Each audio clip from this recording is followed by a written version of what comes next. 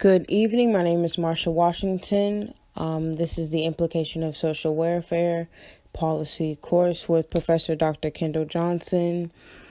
I chose to do the National School Lunch Program, also known as NSLP.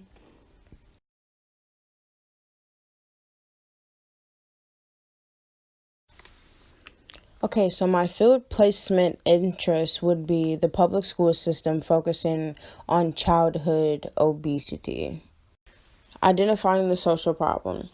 Okay, so childhood obesity has become an epidemic around the United States. The introduction to convenience with technology and food has modified the relationship individuals have with their personal health. So the policy I chose was the National School Lunch Program, also known as the NSLP. It is a federally assisted meal program operating in public and nonprofit private schools and residential childcare institution. It provides nutritionally balanced, low-cost or free lunches to children in school each day.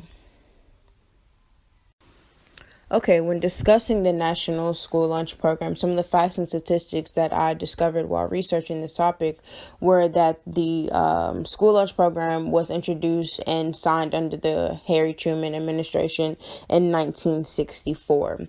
The food menu and recipes and preparation methods are all provided by the USDA to regulate the nutrition and to make sure that they're well balanced and to also help provide funding. There's a qualification application that determines if the child can receive free or reduced lunch.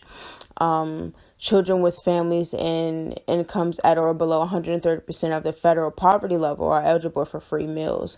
Those whose income are between 135% to 185% of the federal poverty level are eligible for reduced price meals.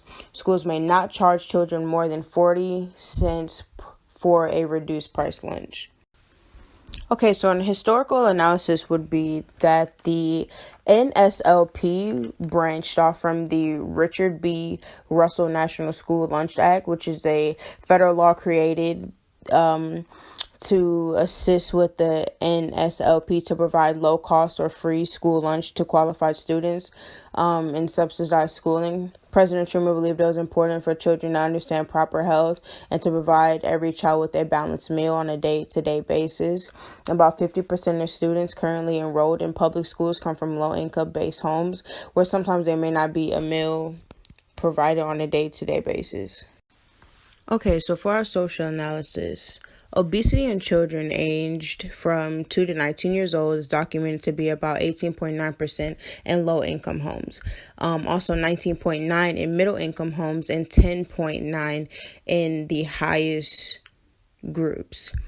From ages 2 to 19 years old, 18.9% is due to the lack of proper nutrition, not knowing the importance of nutritional value, which increases in childhood obesity, which trickles down and causes other social problems. The children that these programs cater to are usually socially isolated because of their weight and also because of their family's economic status. So to be able to provide a free and equal chance at a healthy and productive lifestyle for all children to communicate and interact with them amongst each other, to learn about health and education with one another, to eat and converse together is an important step to not so much generalizing everyone, but spreading equality. Okay, so as far as our economic analysis, about 7.1 million children participated in the NSLP in its first year. Since then, the program has reached millions of children nationwide, providing meals for 30.4 million children as far as 2016. In 2013, the highest numbers were reached with 31 million lunches served and 13 million breakfasts served nationwide. The school's lunch program spends about $2 to 70 cents to $3.10 on average for each meal, adding up to about $13.6 million a year. Okay, so some current proposals for policy reform. The current proposals for the policy are more in-depth application process due to the continue to discontinue the false claims for free lunch. The application process for this program is not that intensive. It requires the parents to answer a few questions and bubble certain answers to what social status best fits them and their need for their child to get free or reduced lunch. Many families are in need of the NSLP, and it assists with their nutritional well-being of children across America. It should not be taken for granted because it is costing us money to be able to provide these meals for these children.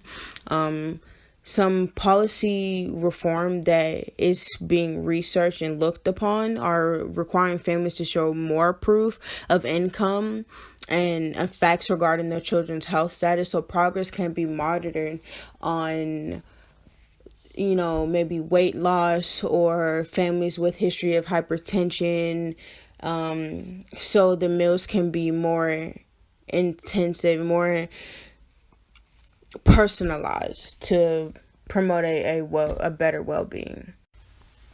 Okay, so for some policy evaluation, the program is still in good standing as far as 2019 and has been very helpful, and also partnering with other new school policies to help with sex education, proper food training, well-balanced diets to reach an overall well-being for our children. The program is still promoting the health and well-being and the wellness to grade school kids across the United States.